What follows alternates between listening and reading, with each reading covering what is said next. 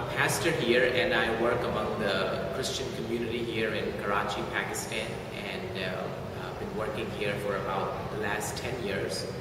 And first of all, I would like to just briefly explain what's about what a lot of times people will use the word Easter also for the celebration that we do. But we prefer to use the word Resurrection Sunday for it. And again, it's the reason for the celebration is the resurrection of Christ. We believe what the Bible teaches about it is that Christ is alive, and so as Christians gather together and they have special services in their churches, and the main idea behind it is they remember what Jesus' teachings were, and they basically they remember his resurrection, and it's also a very, very important doctrine in the Bible. And without the resurrection of Christ, we would not have any faith.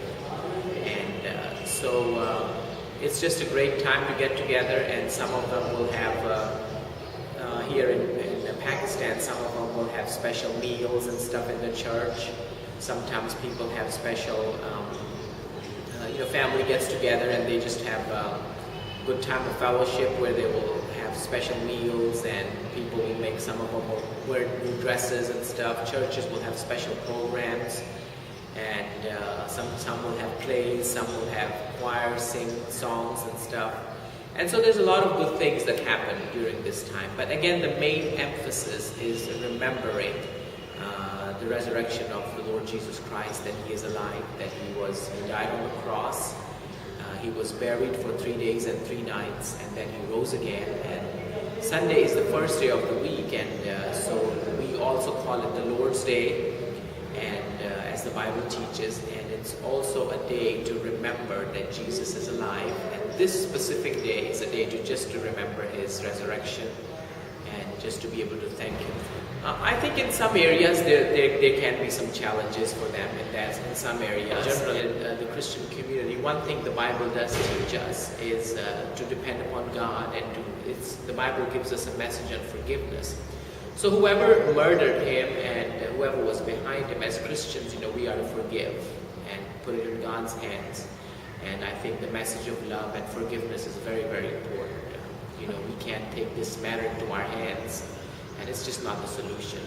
There's people all around the world, there's problems people have, but the solution to is forgiveness and love and depending upon God, and let God take care of it. And I think in general the Christian community is not so bothered because of the fact that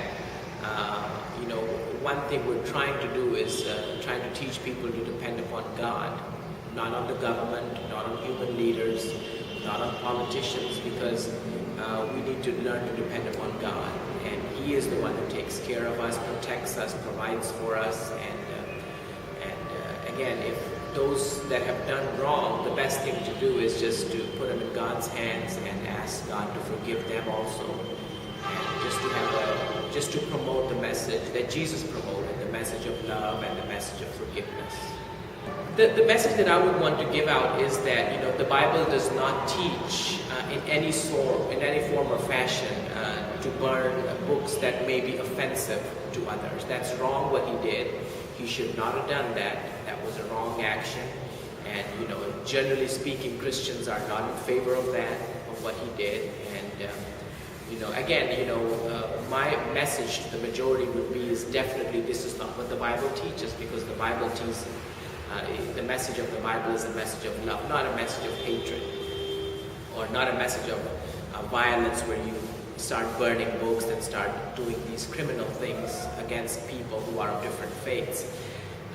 What the Bible teaches is to have a spirit of love towards everybody. It doesn't matter what their faith is, to love them and to show them what Jesus can do for them, and not burning. This is not what. So we're in any form or fashion, we're not in support of that. In fact, we are 100% against it.